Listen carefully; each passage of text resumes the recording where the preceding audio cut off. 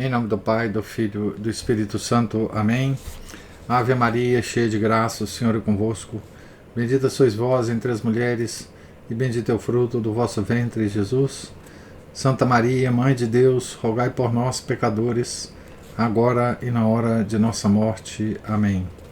São José, rogai por nós. São Felipe Neri, rogai por nós.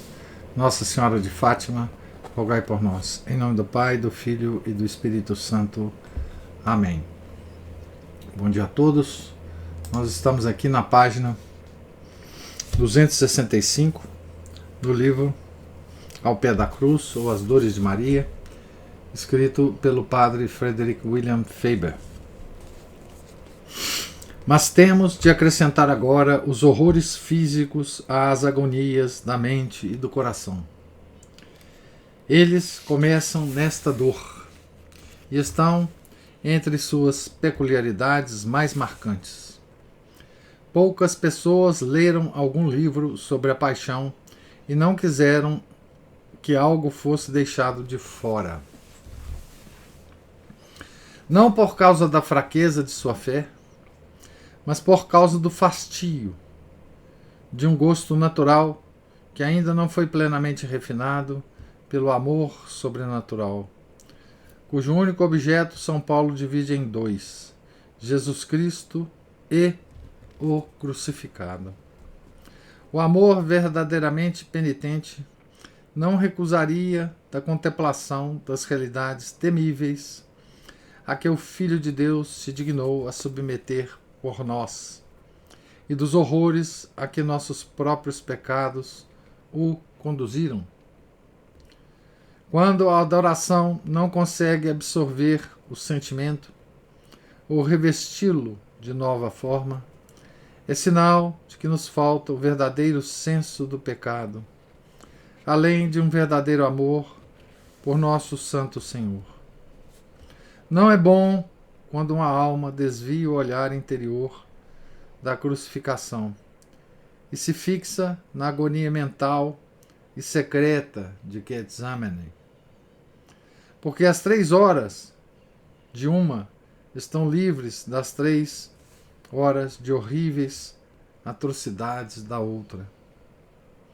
A reverência não nos permite tratar assim a paixão do Salvador e as dores de Nossa Senhora. Seu coração quebrantado estava tomado de horrores físicos. Era parte de sua santificação. Ela passou o dia todo nesses horrores, fortalecendo sua natureza retraída. Não perderia nenhum deles por nada no mundo.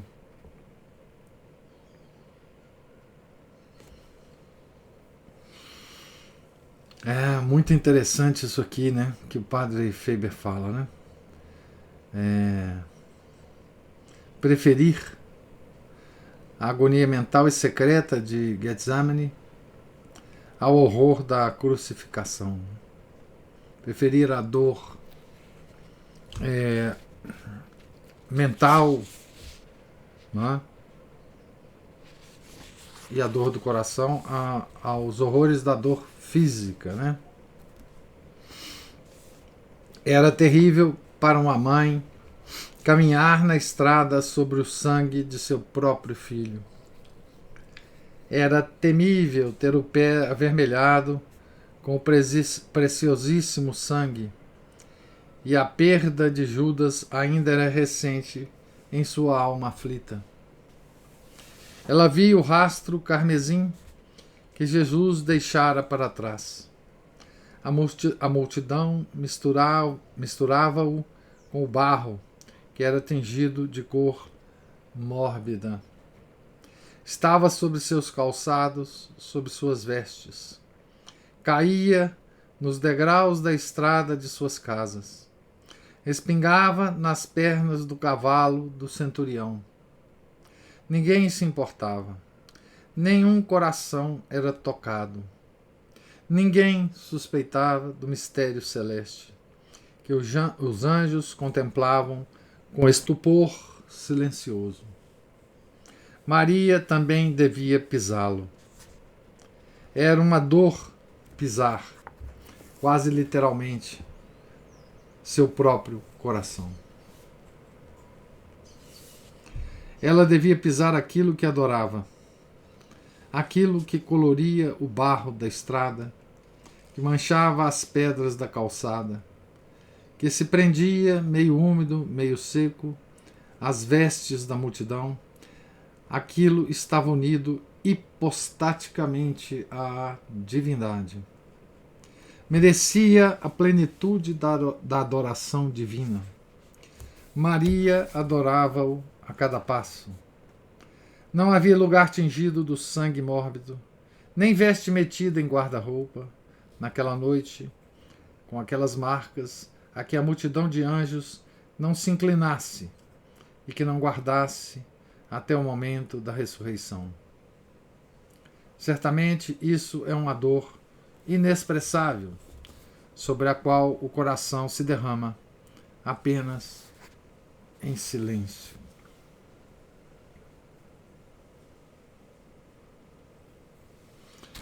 O sangue derramado na via crucis, né? No chão, né? Nesta dor, devemos notar particularmente o que já se observou antes: a união em Maria entre o horror ao pecado e a angústia intensa por causa do infortúnio dos pecadores. Ela viu alguns que tocaram Nosso Senhor ou que gritaram contra ele, na mais completa ignorância, sem querer suspeitar da obra terrível em que estavam ocupados. Eram pecadores obstinados, endurecidos pela impiedade. Pecadores que pecavam como respiravam o ar ou como moviam os braços. Toda e qualquer ignorância de Deus era dor para ela, especialmente agora que as almas começavam a pertencer-lhe. Mas a ignorância de uma consciência cauterizada era pesar muito profundo para as lágrimas, um fenômeno que ela desejaria não existisse na face da terra, molesta de Deus.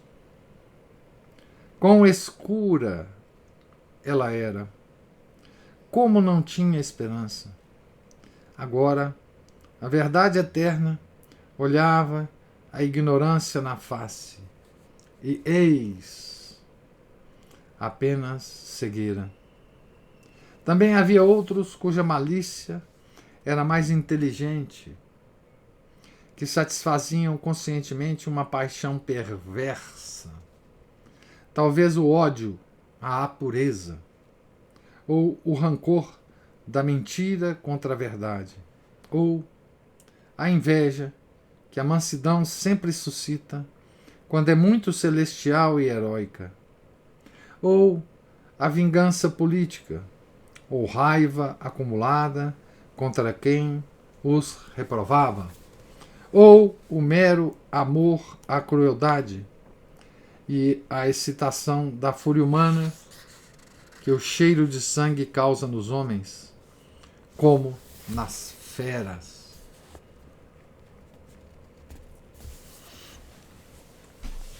Ela viu tudo isso. Tremeu diante do horror da visão. Abateu-se ao pensar nele, o bondoso e inocente, contra o qual tudo isso se concentrava. Foi trespassada pela mais aguda angústia que procedia do amor aos próprios pecadores. Ela não chamaria fogo do céu, como Tiago e João estavam prontos para fazer sobre a vila samaritana.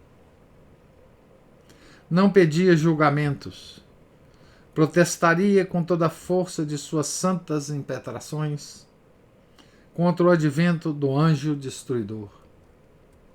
Ela devia possuir estas almas. Perdera Judas. Reclama consolo. Naquelas mentes escuras se derramará a luz da fé. Sobre as almas manchadas de sangue correrá mais sangue, mais do mesmo sangue, mas como uma absolvição bondosa e fecundante. O Santíssimo Sacramento repousará sobre aquelas línguas blasfemas, labutará com dor até que nasçam de novo em Cristo. Assim, também ela sobe o Calvário para realizar uma obra. Olhai bem seu coração. Ela realizará a obra. Há muitas coisas que a santidade da dor humana não consegue fazer. Parece que Deus a trata como um poder co-igual a si. Mas, em nossa Santa Mãe, que santidade, que dor.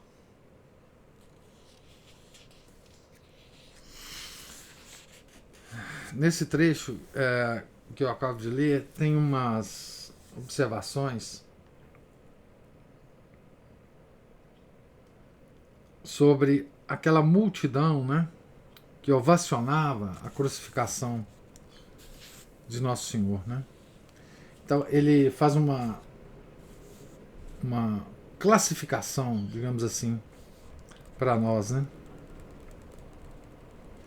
E como que Maria via essa multidão, né? Então, de um lado, Maria tinha horror ao pecado e tinha uma angústia intensa por causa do infortúnio dos pecadores. Então, como é que o padre Faber divide, né? Ele divide em completa ignorância. Alguns, né? Então, eles eram pecadores obstinados. Eles cometiam pecado como respiravam. Eles estavam endurecidos pela impiedade. E essa ignorância de Deus, essa indiferença de Deus, era uma das fontes dos pesares de Nossa Senhora.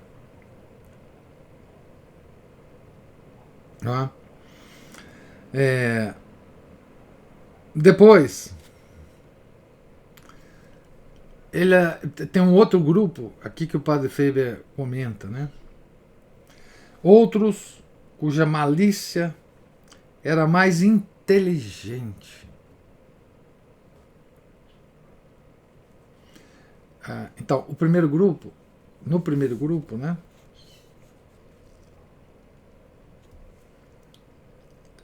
Reinava a ignorância, né?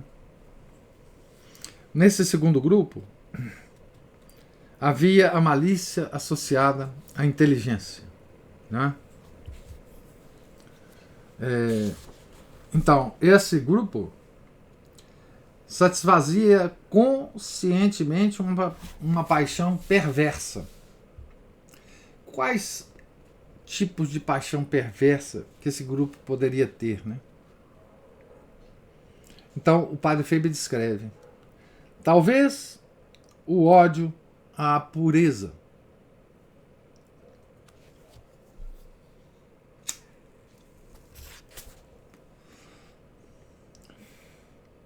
ou o rancor da mentira contra a verdade, ou a inveja que a mansidão sempre suscita, quando é muito celestial e heróica,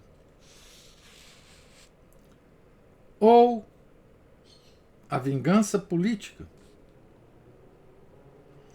ou a raiva acumulada contra quem os reprovava,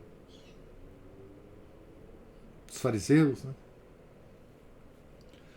Ou o mero amor à crueldade. O mero amor à crueldade, o padre Faber equivale a esses seres humanos, né, que amam a crueldade, as feras, né? As feras, ele diz. E a excitação da fúria humana que o cheiro de sangue causa nos homens como nas feras. Então essa era a cena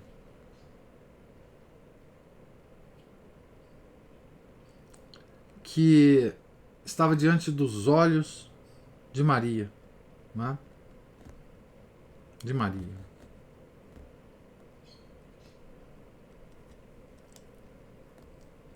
E ela começa aí, né, a sua grande obra de salvação das almas, né?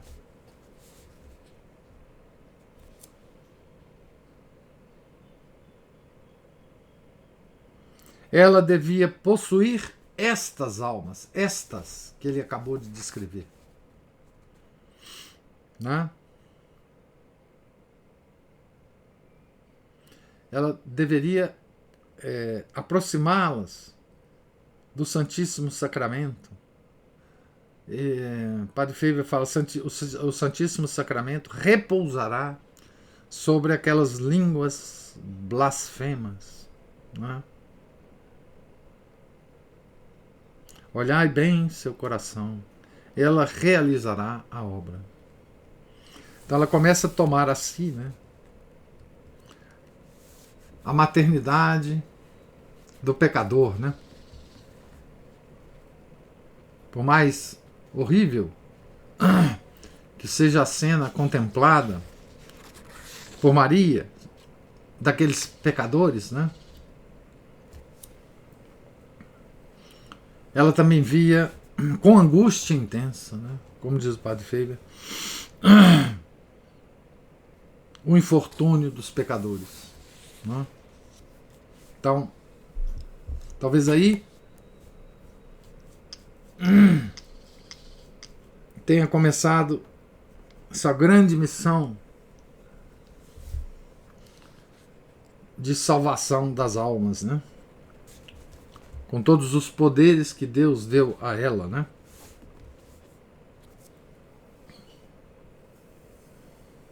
Por isso ela é considerada pela Igreja, pelos santos, pelos doutores, como tendo a onipotência suplicante, né?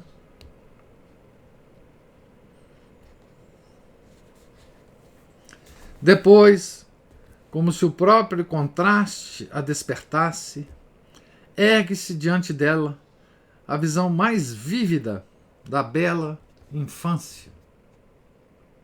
É verdade que desde o começo sua vida fora desmantelada por uma dor contínua. Contudo, como pareciam pacíficos e doces os velhos dias de Nazaré, e até o mesmo ar fresco da noite à beira do Nilo, comparados à violência, ao alarido, ao derramamento de sangue da terrível paixão. Também quando seus braços o envolviam, ela apertava junto ao peito, ao mesmo tempo sua dor e seu amor. Ela havia mantido colóquios secretos com ele. Ele pertencia-lhe somente a ela, pois Jesus era, em verdade, um segundo eu. Agora ela o entregara, não só em pensamento, não na tranquilidade de uma intenção heróica, mas na realidade. Ele não só estava nas mãos de outros, mas fora tomado dela. Qualquer pessoa podia aproximar-se dele, menos ela. Apenas ela tinha perdido os direitos. Cada ação da Santa Infância se apresentou diante dela e encontrou um contraste amargo na cena representada nas ruas de Jerusalém. Ela pensou como o tinham lavado, vestido, alimentado, posto para dormir, embora soubesse que ele havia. Cada uma dessas coisas encontrou o seu oposto, com terrível precisão, na via crucis. Terra e sangue e cuspes vergonhosos aviltavam a face, as mãos, os pés. Seu cabelo, haviam-lhe arrancado tufos, estava amontoado, embaraçado, desarrumado. Sua túnica prendia-se dolorosamente ao sangue, meio coagulado, das feridas. Ah, os banhos de sua santa infância e dos serviços reverentes de sua mãe amorosa. Voltaremos a eles na sexta dor, mas quão diferentes serão as circunstâncias. Uma vez rasgaram suas vestes nas feridas e fizeram-nas sangrar. Falou-ão novamente no alto do Calvário. Não era assim que ela o tinha despido no tranquilo santuário de Nazaré. Ele não tinha alimento além dos pecados dos homens e um banquete de agonias desde a noite anterior. Da quinta-feira, né? Santa. Estava esgotado pela falta de sono, mas nunca mais dormiria. Ela pensou nas lágrimas que corriam silenciosamente por suas faces nos dias da infância. Por que não haviam redimido o mundo e limpado os pecados, já que seu valor era infinito? Oh, quão ocupada estava a memória naquela hora com comparações e contrastes. E não havia nenhuma que não aumentasse a miséria da hora presente. Poderia ela ser uma mera mortal que subia o Calvário com uma vontade que abraçava tão tranquilamente a vontade de Deus, com um coração feito em pedaços, mas de cujas aberturas não escapou um sopro de paz? Sim, ela era mortal, mas era também a mãe do Eterno. E somente os corações amantes sabem que as duas coisas se contradizem, mas estão verdadeiramente unidas.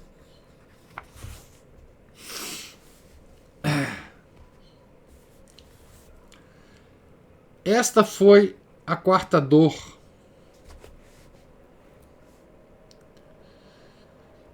Examinemos as disposições com que ela a padeceu. Como sempre, né, as dores anteriores, o Padre Feibe analisa as disposições de Nossa Senhora em relação à dor, né? Então ele vai aqui falar sobre essas disposições. Primeiro que tudo, não se arrependeu da generosa oblação que fizera.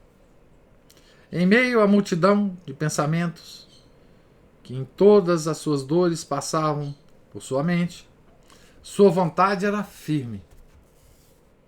Ela estava tão completamente revestida de santidade dos pés à cabeça que nunca lhe ocorreu pensar que o fardo pudesse aliviar-se, ou as angústias mitigar-se, ou as circunstâncias dispor-se mais toleravelmente. Quando nos entregamos a Deus, entregamos-nos para algo maior que nosso conhecimento. João não tinha reconhecido, aos longos anos de espera fastidiosa no exílio, da vida quando disse que tomaria do copo do Mestre. Assim é com todos nós. Descobrimos que o que Deus realmente exige de nós é muito mais do que parecíamos prometer. Quanto mais nos ama, mais exigente se torna. Trata-nos como se fôssemos mais nobres do que somos, e por sua graça nos torna tais. Nossa Senhora conhecia o comprimento, a largura e a profundidade de sua oblação mais que qualquer outro. Era isso o que tornava sua dor contínua mais real e mais intensa que a previsão de um profeta ou de um santo. Contudo, mesmo ela, conquanto conhecesse tudo, provavelmente não compreendia tudo. Provavelmente não podia condensar em uma visão, não importa quão clara e penetrante fosse, a pressão lenta que o transcorrer do tempo faz sobre um coração doído. Assim, em sua totalidade, na disposição das circunstâncias, na combinação das particularidades, na pressão contínua e nos longos anos de seu sofrimento, e nas impressões reais dos sentidos, sua dor não era mais do que quisera prometer, porque prometera tudo.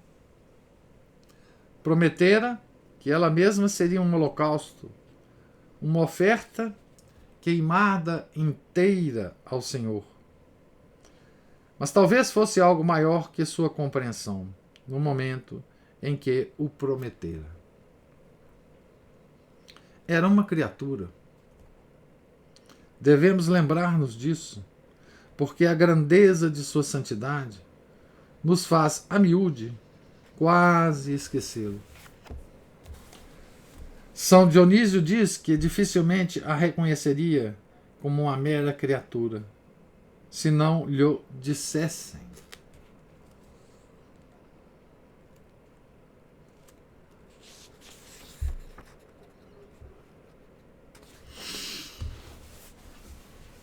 Ora, esta consideração torna ainda mais maravilhosa a generosidade de sua oferta. Se não era pega de surpresa em nenhum dos seus sofrimentos, ao menos sentia coisas novas. O horror efetivo do presente apagava algo da luz que a iluminava no abismo, quando o explorara apenas em angústia mental. Mas ela continuava tranquila. Deus era acolhido em tudo, e em muito mais se sua onipotência achasse apropriado temperar-lhe o coração para suportar calor mais forte. Ela chorou uma única vez. Foi um momento impressionante. Foi no templo da nação, diante dos doutores do povo. Mas seu próprio Criador arrancou-lhe o choro, em parte porque queria acumulá-la de outro mundo de graças, em parte porque amava ouvir-lhe o choro, visto que este o adorava mais tão maravilhosamente. Jó santificou-se pela paciência da queixa. Conquanto sejamos pequenos, quão imitável parece a virtude de Jó, quando posta ao lado da perseverança generosa de Maria. Mesmo os grandes santos começaram a afundar quando chamados, como Pedro, a andar sobre as águas. Quanto a nós, mesmo em nossas pequenas dores, como nos é difícil seguir a Deus e não desviar-nos, deitar-nos e descansar a cabeça no colo das criaturas e mandá-las sussurrar consolos a nosso ouvido, como a folga da opressão da vizinhança de Deus. Que parece nossa perseverança, senão uma luta incessante entre a graça e o tempo, no qual vencerá o que, por acaso, pois parece um acaso, der o último golpe quando soar o sino da morte? Mas os santos, mais indulgentes com os outros, não são os que foram mais austeros consigo mesmo? Não são sempre os não mortificados os mais críticos? Não se curvam sempre para mais baixo os que têm de curvar-se de altura maior? Assim, Maria será a melhor mãe para nós, no pó em que rastejamos, amedrontados, encolhidos e desesperados, por causa da sublimidade de sua generosidade, que está sempre acima das nuvens, sempre com o eterno brilho do sol na fronte.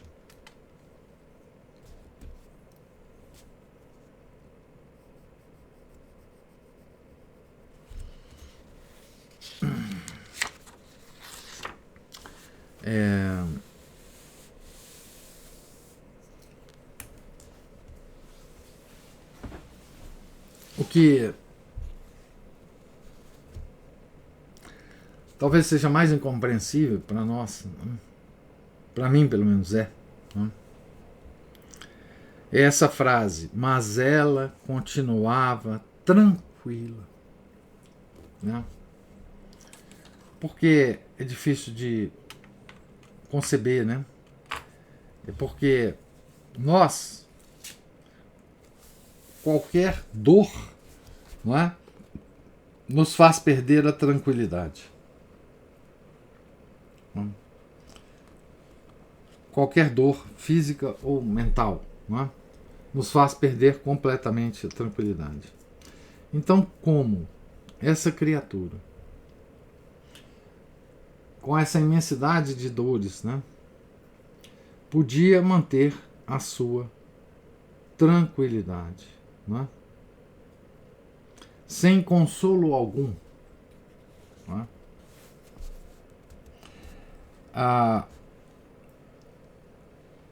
Ele ainda fala sobre nós aqui, né? Antes ele fala sobre os santos, os outros santos. Né? Ele fala assim: mesmo os grandes santos começaram a afundar quando chamados, como Pedro, a andar sobre as águas. E aí ele se refere a nós, né? Quanto a nós, mesmo em nossas pequenas dores, como nos é difícil seguir a Deus e não desviarmos. E o que ele chama de desvio? Né?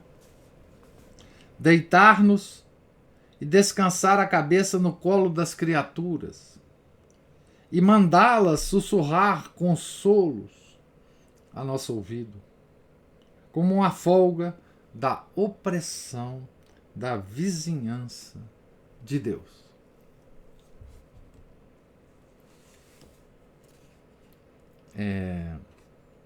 Opressão da vizinhança de Deus.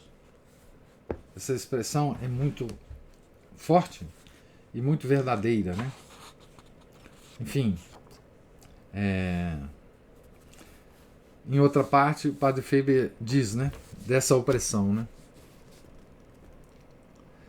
Descobrimos que o que Deus realmente exige de nós é muito mais do que parecíamos prometer. Quanto mais nos ama, mais exigente se torna. Trata-nos como se fôssemos mais nobres do que somos. E por sua graça, nos torna tais. Né? Então, essa opressão da vizinhança de Deus, essa nobreza com que Deus nos trata, né, por sua graça. Nobreza, que nobreza? Nobreza de filhos de Deus. Né? A graça aperfeiçoa a nossa natureza, que sem a graça não poderia nunca atingir as alturas de filho de Deus. A graça nos leva a esse estado. E aí nós estamos, nesse momento, né, na terrível vizinhança de Deus, né? Na terrível vizinhança de Deus. Como é que é a expressão que ele usa aqui?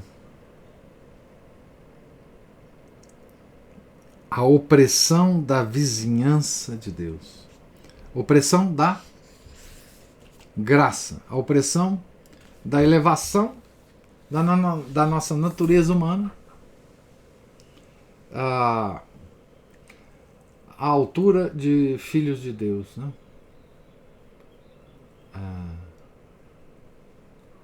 E é isso que muitas vezes os santos não suportam, o que dirá a nós, né? Essa vizinhança dolorosa, purificadora do nosso Criador, né? Então, termino aqui meus comentários para dar tempo para a gente conversar um pouco, se houver comentários ou observações que vocês queiram fazer sobre essa leitura. Eu parei aqui no topo da página 272.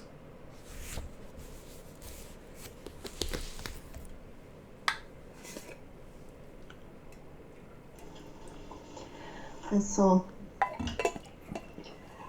teve uma frase aqui, porque estava falando sobre as lágrimas, né, de Nosso Senhor, porque não haviam redimido o mundo, limpado os pecados, já que seu valor era infinito. Isso.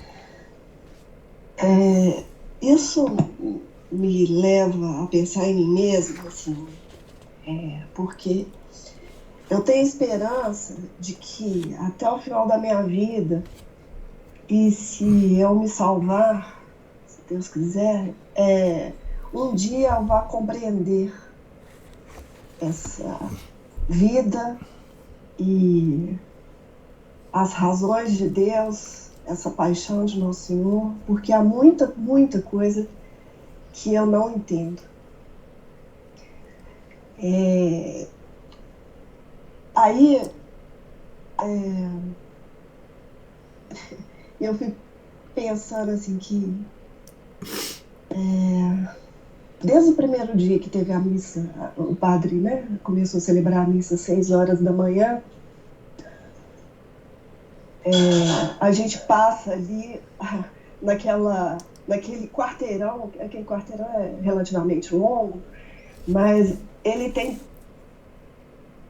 mais de uma igreja, né, além da nossa. E logo na esquina ali tem uma igreja. E eu fiquei surpresa com quantos carros tem diante dessa igreja, que é uma academia de ginástica. Né? Ali é impressionante. Como que o Deus ali faz capaz, por causa desse Deus que são as próprias pessoas, elas mesmas, elas são tão perseverantes, né? Demais. Eles acordam cedo. Eu fiquei impressionada com isso. Eu não sabia que a academia abria tão cedo. Você disse. E fica cheio. A ponto de os carros... Às vezes tem carro estacionado na porta lá da capelinha. Tem. Que não é de gente que está na capelinha. Não. É de gente que está lá na academia, na tal igreja. Né? Porque aqui o padre Faber falou sobre a malícia, sobre a fraqueza. A gente tem... isso, uma coisa vai me levando a outra, um pensamento vai me levando a outra coisa. Ele classifica, né? Ele classifica os pecados aqui, muito bem classificados. Pois é. E aí ele fala de fraqueza e de malícia. De malícia inteligente, malícia ignorante. Amor à crueldade. Né? Isso. E isso é algo que me preocupa muito. Em mim mesmo. Sim, claro. Em identificar em mim. Antes eu pensava, ele agora me deu mais uma classificação ainda maior aqui, mas eu pensava sempre em malícia e fraqueza, né? E ontem eu e Márcio conversávamos aqui sobre umas coisas que a gente tem visto dentro dos comportamentos, assim, até dentro da nossa família mesmo, que não tinha a ver com religião, mas que a gente pensa assim, nossa, a pessoa não vê, nossa, a pessoa não percebe, sabe? E eu tenho muita preocupação com isso, sabe? Com o que eu não vejo em mim, o que eu não percebo, tá? E é um mundo inteiro que a gente não percebe. Sim. Isso é o que mais me preocupa na confissão. Exatamente. É o mundo Na hora de inteiro que eu fazer não percebo. na hora de fazer o exame de consciência, um monte de coisa que eu não vejo. Exatamente. É, isso mesmo. Todas essas coisas têm origem numa dessas classificações que o padre Faber dá, né? Obstinação, impiedade, pecadores que pecavam como respiravam o ar ou como moviam os braços. Isso é uma coisa impressionante. Né? Nós somos assim, né? A gente não percebe, né? Às vezes que está movendo o braço, a gente não tem ideia dos movimentos corporais sempre, né? E assim com os pecados, né? Aquela multidão de pecados veniais, né? Uhum. Porque o pecado mortal é mais fácil da gente perceber, né? Quem tem uma certa prática de confissão frequente tem mais a percepção do pecado mortal, né? Mas os veniais não é? Que são importantíssimos também, né? Porque eles são multidão, né? Eles são multidão. E essa sensibilidade aos pecados veniais, ai, meu Deus, é muito difícil, né? Nós temos que pedir a Deus muito isso, e a Nossa Senhora, né? Que ela nos mostre, que ela nos indique esses pecados em nós, né? Coração endurecido, pecadores obstinados, tão habituados ao pecado que não veem pecado. Não veem o pecado como não veem que respiram, não veem que os braços se movem. Né? Nossa Senhora vê, né? Por isso ela pode nos ajudar a ver esses pecados em nós. Né? É apavorante, Ana Paula. De fato, apavorante. Agora, a respeito da redenção, né? Nossa Senhora fala das lágrimas da infância e que elas poderiam ter redimido o mundo, né? Qualquer ato de Nosso Senhor, mínimo que fosse, enquanto ele estava aqui,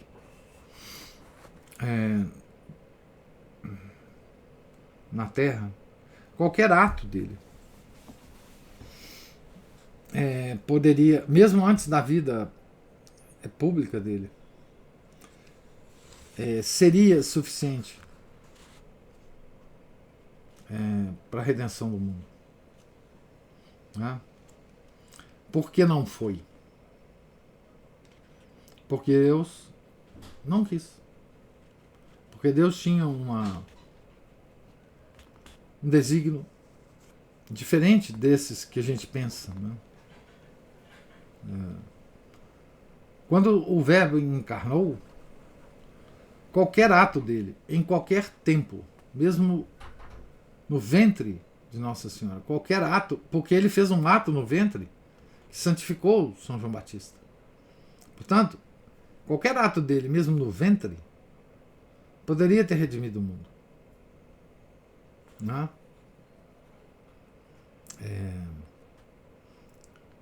Porque qualquer ato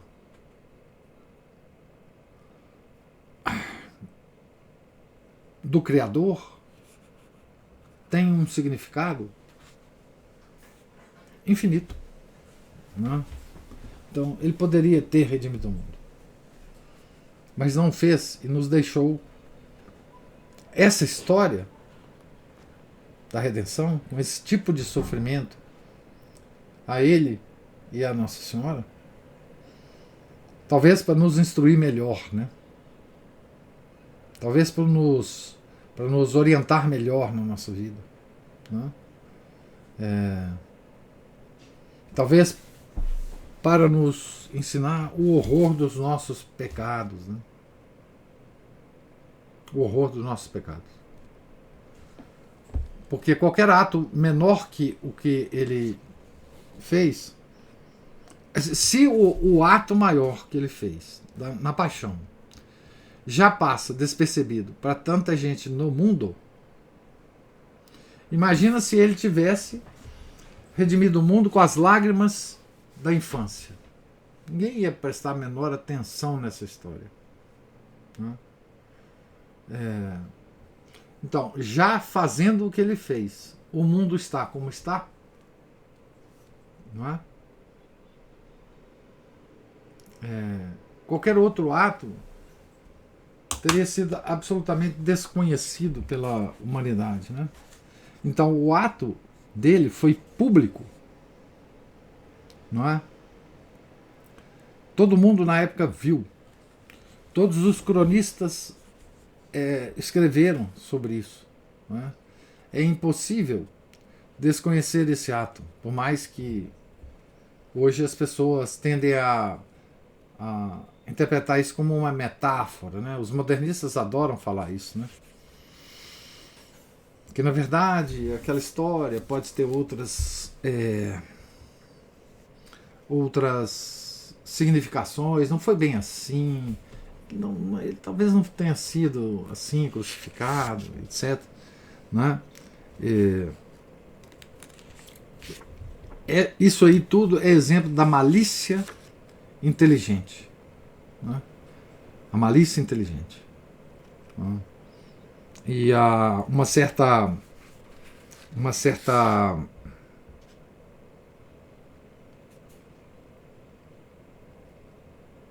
são coisas misturadas aqui, né? Essa ideia moderna que invadiu a igreja, né? De que, na verdade, a importância da paixão foi o anúncio da paixão, o anúncio da ressurreição, o anúncio da paixão, que é o tal do querigma. Isso é uma mistura de uma série de coisas, né? De ódio à pureza, de rancor da mentira contra a verdade, não é? De raiva acumulada contra quem os reprovava, o amor, a crueldade, uma mistura de tudo isso que nós vemos hoje, né? Pior, dentro da igreja.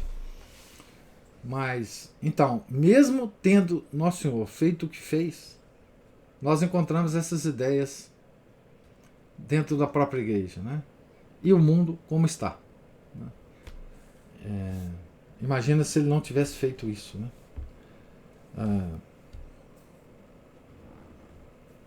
O que seria de nós, né? Esse negócio da paixão, tem um texto do Corsão, eu acho que o título dele é assim: e se ele não tivesse vindo? E se a segunda pessoa da Santíssima Trindade não tivesse nascido e morrido por nós? É muito interessante esse texto. Se vocês tiverem mais algum comentário, faça aí agora, que eu vou procurar esse texto para dar o link aqui para vocês.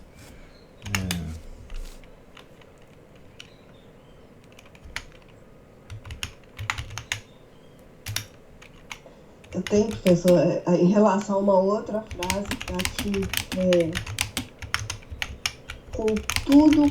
mesmo ela, conquanto conhecesse tudo, provavelmente não compreendia tudo. Então, isso me dá uma certa esperança sobre mim mesmo, porque se nem ela compreendia tudo. É muito interessante essa... E é tão tão importante. Aí é que a gente vê o quanto que é importante a leitura de um livro como esse. Porque, de novo, repetindo aquilo que o senhor sempre fala, a devoção sem intelecto, né, é vazia. Porque a devoção sem o intelecto pode até transformar Nossa Senhora numa deusa. Ah, pois é. Essa é uma das coisas que os... essa é uma coisa interessante que você falou. Essa é uma das coisas que os protestantes nos acusam. Que nós somos politeístas. E é verdade isso que você falou. Eles falam que a gente adora. E veja aqui na última... numa das frases que São Dionísio diz que dificilmente a reconheceria como uma mera criatura, se não lhe dissessem. Porque Maria está tão alto na santidade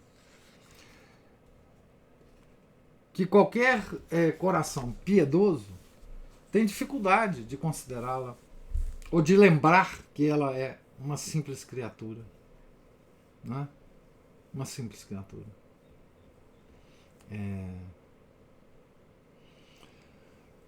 Mesmo ela, né? Mesmo ela, embora sabendo o que ia se passar com o filho dela, mentalmente ela sabia, era diferente quando ela estava vendo. Ela sabia, mas o padre Faber diz que ela talvez não compreendesse tudo. Não compreendesse exatamente isso, né? Por que as lágrimas da infância não redimiram o mundo? Por que meu filho tem que passar por isso agora? E ela não estava preocupada com ela, né? Ela estava preocupada com o seu filho. Eu achei o artigo, coloquei aí para vocês, do Corsão. Então, ele, nesse artigo, ele pega uma fala de Nosso Senhor, né? No Evangelho de São João, né? Se eu não tivesse vindo e não lhes tivesse dirigido a palavra, eles não teriam pecado, mas agora não há desculpas para o pecado deles.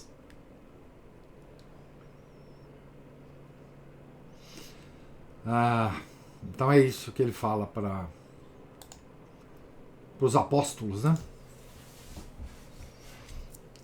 Com a vinda dele não há mais escusas para os nossos pecados.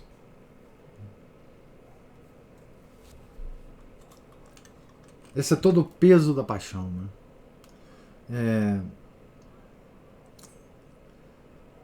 Ana Paula, sempre a gente discute isso aqui, né? Há 200, 300 anos atrás, quando ainda a mentalidade da humanidade, eu ia falar imaginário, mas essa palavra está tão desgastada hoje. A mentalidade da humanidade era uma mentalidade cristã. As pessoas ignorantes tinham a capacidade de desenvolver uma piedade menos sentimental, mais real, né? As pessoas não estavam influenciadas por esse mundo de ideias, né? A pessoa vivia muito mais inserida na realidade, né? Da natureza, né? Tinha que plantar, tinha que colher, tinha que... enfim, a tecnologia era muito precária. Você tinha que fazer tudo, você tinha que fazer as suas próprias roupas, você tinha que manter as suas próprias roupas, né? Consertar as roupas,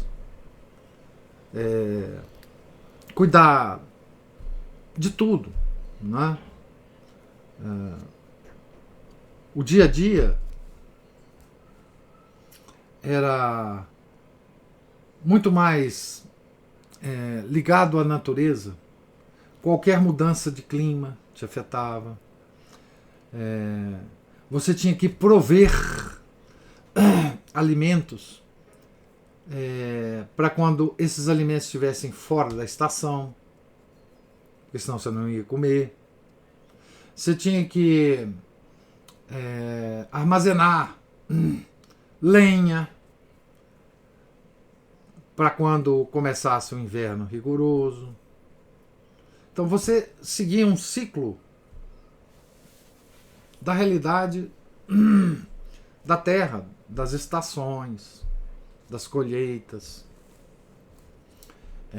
Enfim, nesse mundo ligado à realidade, sem sentimentalismos bobocas, era possível desenvolver uma piedade sem muito conhecimento intelectual. Essa piedade verdadeira estava aberta às pessoas com qualquer nível cultural, né? No mundo de hoje, como isso está tão degenerado pelas ideias, pelos conceitos, nós só podemos recuperar essa verdadeira piedade. E isso é uma tristeza, com a compreensão intelectual das coisas. Nós precisamos usar a nossa inteligência, a nossa razão, para nos desvestir de tudo que colocaram na nossa cabeça, e aí, ao nos desvestir, atingir o que o camponês de 300, 400 anos atrás já tinha acesso livremente, automaticamente. Por isso é que hoje nós precisamos dessa compreensão intelectual, né? Para fazer um striptease mental, né? Para limpar a nossa cabeça, limpar a nossa mente. Hoje qualquer pessoa tem a mente poluída. Qualquer pessoa. Mais ainda os intelectuais. Mais ainda os tais intelectuais, né? Vamos dizer assim, as pessoas que passaram por um sistema de ensino que a levaram até, enfim, a universidade ou a cursos mais especializados. Essas pessoas são as que mais precisam dessa limpeza.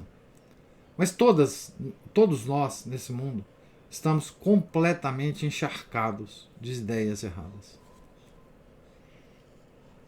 Não é? Porque a igreja sempre teve no seu seio todo tipo de pessoa. E todos vivendo dentro da piedade devocional católica de sempre. Hoje é impossível. A igreja já teve doutores, santos doutores. A igreja já teve santos completamente ignorantes, né? Camponesas,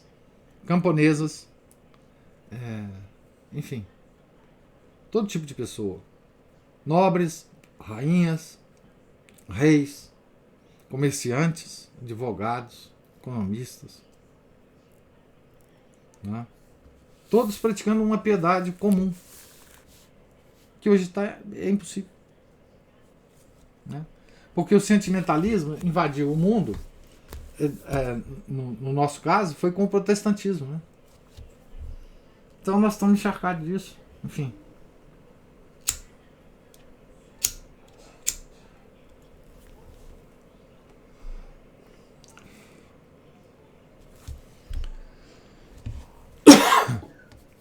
O senhor fica pensando nisso, por exemplo? Vou pegar o exemplo aí de novo da academia lá. Quantas daquelas pessoas que estão ali estão completamente alheias a Deus, a igreja, uma vida espiritual, por uma ignorância. Burra ou inteligente? Isso. Só fica pensando nisso, porque assim, a gente tem todo um sistema montado para fortalecer esse tipo de igreja, não é? E a gente Inclusive convive a com ciência, Deus. inclusive a ciência, ela apoia isso, né? Isso. Então, tem que estar tudo montado para isso. O esquema é todo para Eles têm isso, justificativa para né? estarem lá. Justamente. Eles têm. Agora, uma parte, mas a gente vê muitas dessas pessoas sempre incomodadas, sempre perturbadas, nada lhes basta, porque elas têm, né, uma desconfiança dentro delas que diz que não é só isso, É, claro. mas elas não aprofundam. Elas têm a lei natural dentro delas. Sim. E aí elas fazem tudo para distrair a própria mente, para não ficar pensando nisso. É claro. Não é? É claro. Isso. É. A Márcia está falando aqui, fuga, escapismo, né? É. Então, e aí, de volta eu penso, e aí é aí que eu agradeço demais a Deus, porque é outro mistério, né? É. São Paulo. Eu escapei dessa. São Paulo falava disso, né? Ele comparava os esforços para a nossa salvação com os esforços que os atletas faziam para ganhar a coroa lá das Olimpíadas, né? Das corridas, e ele dizia: eu também faço a mesma coisa, só que para minha salvação, para eu ganhar a coroa da glória. Uhum. Enfim, levanta cedo, faz o academista também levanta cedo, né? Sim, Ele faz persistente. ele faz os exercícios dele, né?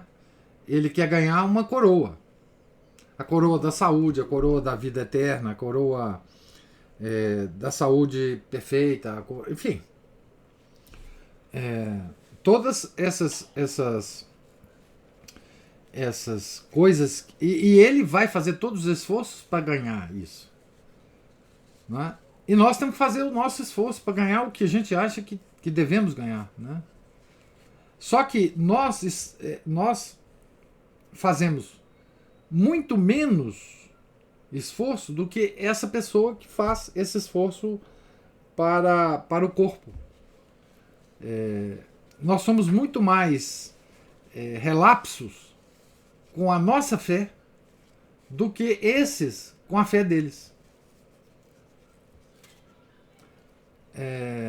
E isso é muito triste a gente pensar, né? Quer dizer, são seres humanos como nós, têm uma fé, né? Fazem um esforço miserável para alcançar os objetivos dessa fé, e nós temos a nossa, que Deus nos deu, e fazemos tão pouco esforço para alcançar a coroa da glória, né? Perseverança na graça para a coroa da glória, não é assim? Então, eles estão perseverantes lá. Eles estão perseverantes todos os dias, levantam, etc. Levantam cedo, por quê? Porque eles têm que trabalhar ao longo do dia. Não é? Então eles levantam cedinho, chegam já no trabalho todo bombado, né? A Cristina levantou a mão aí. Professor, falamos juntos aqui a palavra perseverança. Ontem nós assistimos aqui em casa um documentário sobre uma seita norte-americana dos Davidianos, que aconteceu uma tragédia dessas que a gente já está acostumado a ver lá nos Estados Unidos, de pega fogo, queima todo mundo. Reverendo Moon. Não é, ele chama... Não, pois é, tipo Reverendo Moon, né? Tipo. Exatamente o que o senhor e a Ana Paula estão falando, eu fiquei assim tão impressionada, porque as pessoas vão sendo entrevistadas ao longo... Não é entrevistada, é porque a coisa vai acontecendo em tempo real. E a imprensa entra, e o desfecho final é a morte de 80 pessoas, com crianças, um incêndio e tudo mais. E o chefe da seita, ele dizia que ele começa falando que era profeta, não sei o que, ele acaba falando que ele é o próprio Jesus. É claro. E acontecem aquelas coisas que a gente já viu também em outras situações, né? A questão da sexualidade, que ele proibia os homens de fazerem, terem relações com as esposas, mas ele podia, mas era ele. E um desses, eu fiquei assim tão impressionada que depois que a esposa dele foi embora, uma filha saiu, eles já estavam lá dentro machucados, já tinham, a força americana já estava invadindo. Ele fala assim, professor, eu não sei, mas eu tenho esperança. Eu tenho esperança de que eu estou no caminho da salvação. Então, o senhor sabe, isso é demoníaco, professor. É. Porque quantas pessoas, como essa academia aí que o senhor está falando, a Ana Paula está falando, as pessoas vão ali, elas têm certeza absoluta de que estão fazendo a coisa certa. Absoluta. Absoluta. É o mesmo esforço que nós fazemos, né, para uma missa melhor. Uma missa. Eles têm essa esperança.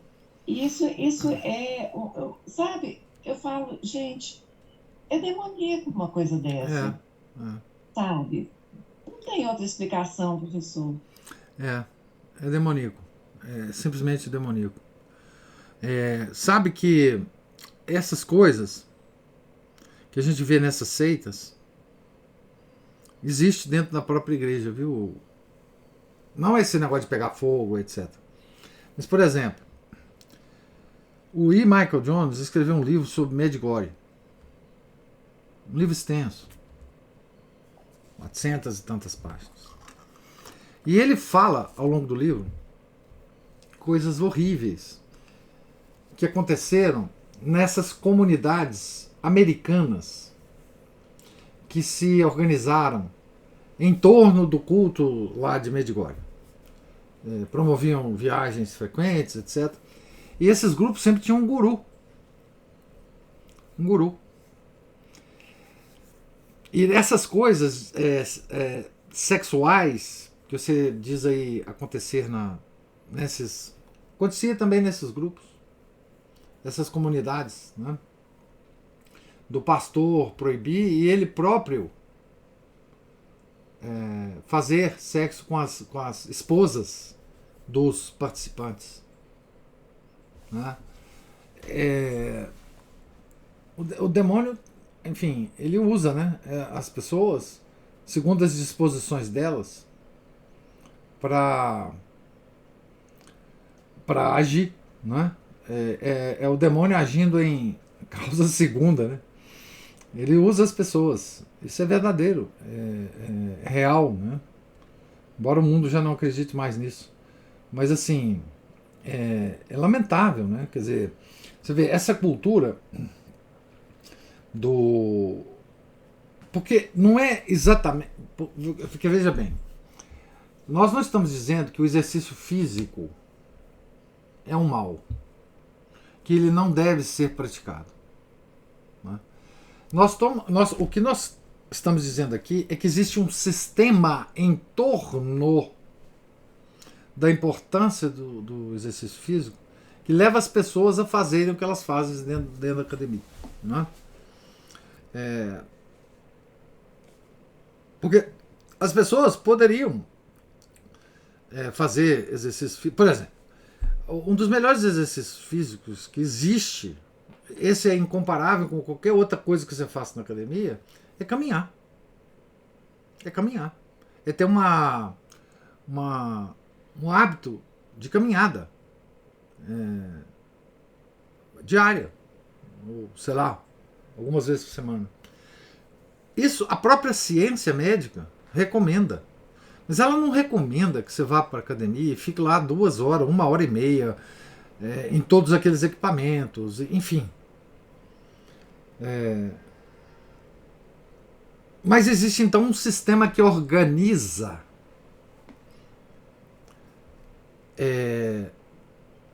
em torno de uma necessidade de exercício físico. Esse sistema é organizado desta forma que hoje é organizado, né? A pessoa fica com a impressão, hoje, se você não vai à academia, tá certo? Se você não entra nesse esquema, você vai adoecer a qualquer momento. Você vai. Então, esse é o sistema. Porque quando a coisa vira sistema, é que as coisas se degringolam, né? Não é que exercício físico não é importante, não é que caminhada. Enfim, você pode fazer caminhada de várias formas. Você pode fazer caminhadas mais fortes, mais fracas, dependendo da sua idade, da sua energia. Você pode caminhar no campo. Você pode organizar, por exemplo, caminhadas no meio do mato para ir nas cachoeiras. Sei que o Márcio aí é doutor nessas coisas. Ver as belezas naturais caminhando. Isso tudo é exercício físico fabuloso, né? Você pode andar de bicicleta pela cidade, em algumas áreas. Só que isso não é sistema. Isso cada um faz conforme as suas conveniências.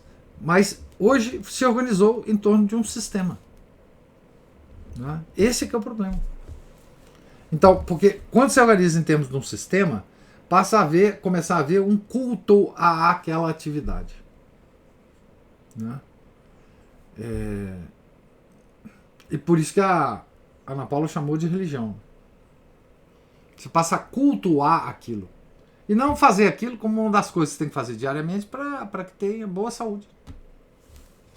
Professor, outro dia eu falei aqui da selvageria que a gente vê nas pessoas. Nessas academias, e eu falo que eu e o Renato voltamos para uma, né, que é o Minas, parecem zumbis, mas eu estou falando de pessoas idosas, sabe, professor? Também. Aqui Eu também vejo. No horário que a gente frequenta, é gente como eu e ele, né? E o tipo de comportamento, ele é assim, impressionante, como que é um automatismo e um estilo visual que é uma coisa um pouco deprimente, sabe, professor? Nessa nossa idade... É degradante. Muito, mas é muito, é uma coisa surreal. Agora, ô professor, eu quero só fechar aqui assim. Eu fico muito impressionada com a forma como o senhor tem, assim, os comentários que o senhor faz, como que do senhor, da Ana Paula, do Márcio, como que os nossos olhos são, assim, coincidentes, não é coincidente, nós estamos com um olhar muito, assim, irmanado nas coisas, apesar de que o senhor expressa tudo muito bem, mas, assim, é incrível como que eu falei, gente, o senhor fala umas palavras que eu estou falando com o Renato, o senhor está falando aí, assim, de outra coisa. Então, na verdade, eu queria só agradecer como que essa leitura na Quaresma, que é um período, assim, difícil para a gente, às vezes, né? Muito. A gente luta porque é o período que a gente não quer pecar. Só que é o período que a gente só sabe ver os pecados da gente. Então, é uma tristeza. É uma tristeza. Então, eu queria agradecer por essa leitura e os comentários, especialmente os comentários, porque é a nossa vida, as nossas impressões, as nossas dificuldades, tudo que a gente vai vendo e não tem com quem falar, sabe? Então é isso. Isso é importante, né? A gente conversar com amigos, né? Esses são os verdadeiros amigos, né? Que amam as mesmas coisas e odeiam as mesmas coisas. Mas eu também agradeço vocês muito, porque vocês são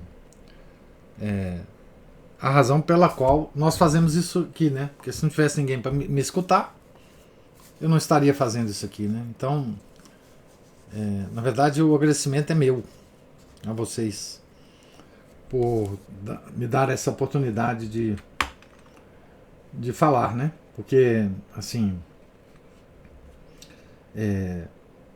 nós estamos cada vez mais sozinhos no mundo, né? Pessoas que pensam como nós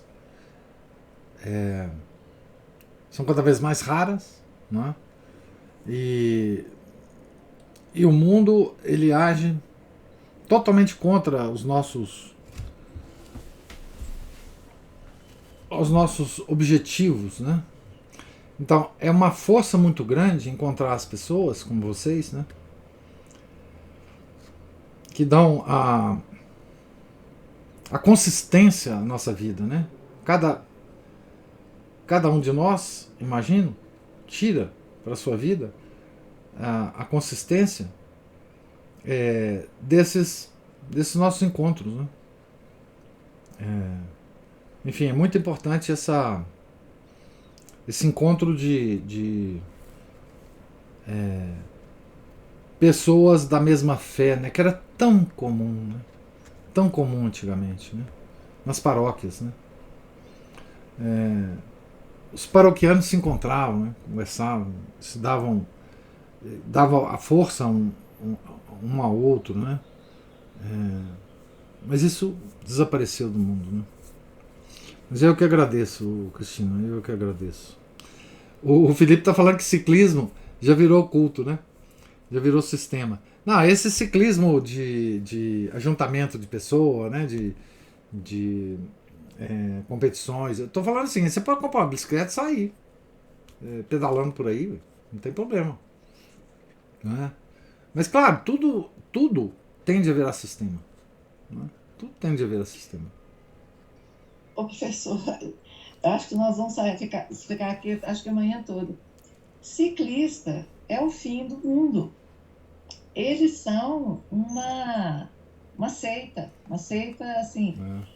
Eles te atropelam. Se você estiver numa trilha e o ciclista passar, e assim, eles acham que o mundo tem que parar, o trânsito tem que parar, porque eles são uma excelência, porque eles não gastam. Não, eles são correto ambientalmente, né? Ambientalmente. Não, o ciclista é o inferno, é um horror. Professor, eu queria comentar mais uma coisa. Esse fim de semana, eu e o Renato, a gente viajou, a gente estava em São Paulo. E eu fui assistir uma missa. Eu e o Renato fomos na missa de domingo. Dentina, até encontrando com a Raquel, esposa do professor Marcelo. E uma igreja pequena, 3 missas seguidas uma da outra. Eu não consigo imaginar quantas pessoas tinham lá, mas se tivesse 100, 150, nós pegamos a missa do meio. E, professor, quando o senhor está falando de nós católicos, na paróquia, desse encontro, foi uma missa assim, muito silenciosa, as pessoas muito quietas, muito compenetradas. E durante a missa, eu consegui... Porque a missa, quando fala que nós participamos da missa, nós participamos das coisas que estão acontecendo ali, estão acontecendo coisas, não é? Independente da gente. Não tem nada mais importante do que aquilo. Não. E você participar daqueles acontecimentos em espírito. Eu só queria dizer assim, eu tive uma noção naquilo, assim, depois que eu fui meditar sobre isso, que nós temos a igreja, o clero, nós temos a igreja física, mas nós temos outra igreja.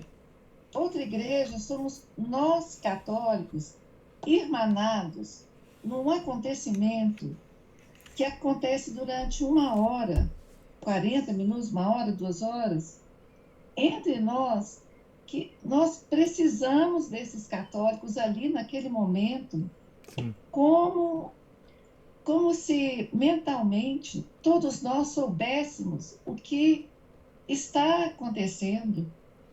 E essa quietude desses fiéis católicos me deu essa noção dessa terceira igreja, vamos dizer assim. Eu não estou tendo palavras aqui para explicar como eu saí de lá, sabe, professor? Porque, assim, durante o tempo que eu estava lá, isso não foi perceptível para mim, porque durante a missa você tem outras percepções, outras coisas que te ocorrem. Por exemplo, né, estávamos eu e Renato comemorando 30 anos de casado. Sim, parabéns, eu fiquei sabendo. Obrigada, professor. Precisamos de orações, Isso. muitas orações. Vai chegar aos 50 fácil. Engraçado que durante a homilia do padre, ele falando de que, né, no Evangelho de São João, que a luz veio ao mundo e nós escolhemos as trevas. Uhum. Nós escolhemos. Como a Ana Paula disse em outro dia aí, nós agora, aconteceu no passado, mas nós agora continuamos escolhendo as trevas. Isso, porque a história é permanente. E o que eu pensei assim, durante a homilia, você tem aquela noção do casal, né? Escolher as trevas, né? Nas pequenas escolhas diárias e tal. Mas, então, quer dizer, durante o tempo que eu estava lá, eu normalmente, olho fechado, depois que eu saí, que eu falei como foi proveitosa essa missa. E ela foi proveitosa porque a impressão que eu fiquei é que todos os meus pares católicos ali estavam como eu estava, compenetrados naqueles acontecimentos, sem que mais nada fosse importante, sabe, professor? Todo mundo muito silencioso, as crianças muito silenciosas, muito comportadas, uma igreja muito pequena, não cabia nenhuma parafernália lá dentro, a não ser... Então, é isso. Como é importante, estou dizendo no outro nível, a nossa catolicidade. Isso. Essa igreja é chamada igreja discente. Nós somos a igreja discente. E o clero é a igreja docente. E nós temos que, como discentes, sermos passivos, dóceis. A docência do clero. Né? Essa é a nossa participação na igreja de Nosso Senhor. Né? Nós temos a igreja docente e a igreja discente. O clero ensina e os fiéis aprendem. É simples assim. O clero, ele revive a história permanente da crucificação do Nosso Senhor na cruz. E nós assistimos a esse sacrifício. Não é? Como se nós estivéssemos presentes no Calvário. Nós não temos atividade nenhuma própria da docência numa missa. Né? Nós somos aqueles que estavam ali no Calvário, vendo o sacrifício do Nosso Senhor, e pasmos, né, com isso. É um mistério. Né? Então, é a atitude nossa. Né? E é tão bonito isso. Né? É tão bonito quando um grupo de católicos, como você teve essa experiência, né, assistir ao sacrifício de Nosso Senhor e se portar dignamente diante desse sacrifício como fiéis. Né? Porque ali no Calvário, o sacerdócio estava sendo exercido pelo próprio nosso Salvador. Né? E nas missas, esse sacerdócio, em nome do nosso Salvador, in persona Christi, é exercido pelo sacerdote. Né? O sacerdote ali é a pessoa de Cristo. Né? E, além disso, é o sacrificiador. Né? sacrificador. É uma beleza isso, Cristina. É uma beleza. Professor, eu queria só contar mais um fato que aconteceu lá, Conte, adoramos dentro histórias. dessa docência e dessa discência. Aconteceu um fato, mas é outra clave, tá, professor? É outra clave de mesma coisa. O padre, um padre muito sério, uma homilia muito bonita, falou durante muito tempo, e dos começos da homilia, ele fez um certo gracejo, assim, para explicar com veemência determinada coisa. E, claro que alguém deve ter esboçado um sorriso, e esse sorriso continuou durante a homilia. Mais à frente, bem mais à frente, ele, muito bravo, parou de falar e olhou para a pessoa e chamou a atenção, muito bravo. Eu estou falando sério e você está rindo. Não foi exatamente essas palavras. Eu queria assim, falar de duas coisas em relação a isso. A primeira coisa é que a nossa tendência é, hoje, já que nós temos tanta carência de sermos acolhidos, né? Até o trocador do ônibus tem que nos acolher, né, professor? Tem. Atendente da farmácia, É. né? Quando o padre foi, assim, bravo, a primeira tendência é você se constranger. Mas ali na hora, me deu uma certa, não é alegria não, é uma certa, um sentimento de precisão, no sentido assim de que quando um padre chama atenção, ele é autoridade. É aquela história, o burro abaixa a orelha. Isso. Quando é inteligente fala, o burro abaixa a orelha. Não importa se o padre está certo, está errado. Esse juízo não nos cabe. Não. O padre, como eu já ouvi certa vez num texto da nossa igreja falar, o padre é nosso irmão. Não, o padre não é nosso irmão, Não. ele é pai. Não muda o nome dele. Padre é. Padre é pai. Padre é pai, né? Então, essa questão da autoridade é muito séria, né? É. Então aconteceu isso ali, foi uma coisa muito rápida e tal. Mas claro que no final da homilia, e silêncio sepulcral, professor, a missa do primeiro momento, daquela, assim, o povo muito ágil, assim, teve uma missa, quando nós chegamos na segunda, todo mundo saindo, a gente entrando, assenta, um silêncio sepulcral, a missa é rezada, o padre chama atenção, no finalzinho, ele pede desculpas, e ele fala, eu fiz um gracejo, né? Eu falei uma coisa graciosa no começo, isso tenha talvez induzido, e pediu perdão. Então, eu falo que é uma aula, sabe, professor? Em todos os aspectos, assim. Foi muito bom, assim, ter vivenciado isso. Mais uma vez, como que há um olhar comum entre nós aqui, e o que anda aí, né, na nossa igreja, na nossa fé e no mundo, né? O professor Orlando, ele tinha uma expressão muito interessante. Uma vez eu ouvi ele falar isso aqui em Belo Horizonte. Ele falou assim, gente, nós católicos, nessa confusão toda que está a igreja, o que nós queremos? Nós queremos um padre que nos mande fazer as coisas. Só que nós não encontramos esse padre. Nós queremos um padre que seja autoridade. Um padre que nos corrija. Que nos... Enfim, um padre que mande na gente. Né?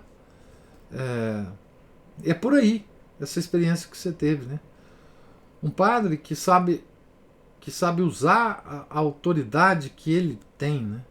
E fiéis que sabem receber essa autoridade com docilidade. Né? Com docilidade.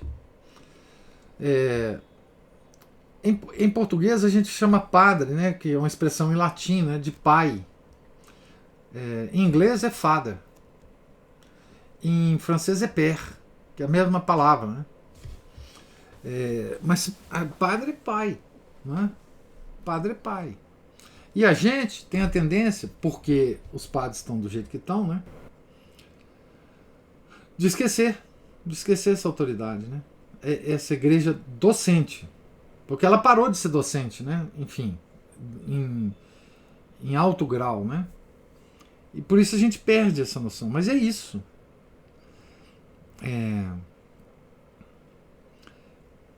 Lembrando de novo o professor Orlando, né? Ele falava assim: me pergunta qual que deve ser o nosso comportamento na missa. Ele dizia: nosso comportamento na missa é, primeiro, nos convencer de que nós estamos assistindo o sacrifício de Nosso Senhor na cruz. Então nós estamos no Calvário. E qual que deveria ser a nossa disposição? Nossa disposição é de oferecimento, é de afirmação de que nós estamos prontos a sacrificar a nossa vida por Nosso Senhor. Se nós tivermos essas disposições, esses sentimentos na hora da missa, nós vamos assistir à missa corretamente.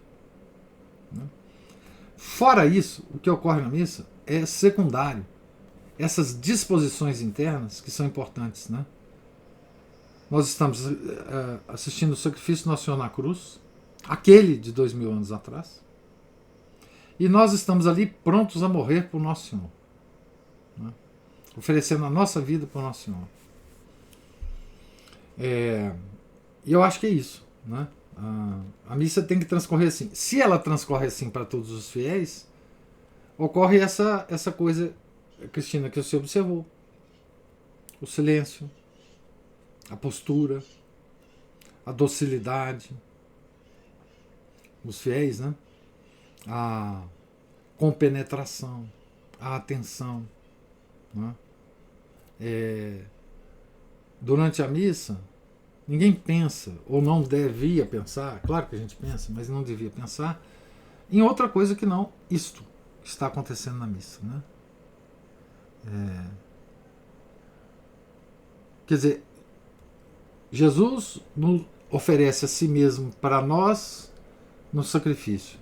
E nós devemos oferecer a nossa vida para Ele e reafirmar perante Nosso Senhor crucificado que nós estamos dispostos a oferecer a nossa vida também por Ele, né? Nunca mais esqueci essas palavras do professor Orlando. Nunca mais. Muitas outras coisas eu não esqueci, graças a Deus, ainda, do que o professor Orlando nos ensinava aqui em Belo Horizonte, né? Então, é isso, pessoal. Deus lhes pague a presença, os comentários, paciência, né? Nós estamos aqui na página 272, a qual voltaremos amanhã, se Deus quiser, continuando a leitura. Tenham todos um santo dia, fiquem com Deus. Em nome do Pai, do Filho e do Espírito Santo. Amém. Ave Maria, cheia de graça, o Senhor é convosco. Bendita sois vós entre as mulheres, e bendito é o fruto do vosso ventre, Jesus. Santa Maria, Mãe de Deus, rogai por nós, pecadores, agora e na hora de nossa morte. Amém. São José, rogai por nós. São Felipe Neri, rogai por nós. Nossa Senhora de Fátima, rogai por nós. Em nome do Pai, do Filho, do Espírito Santo. Amém.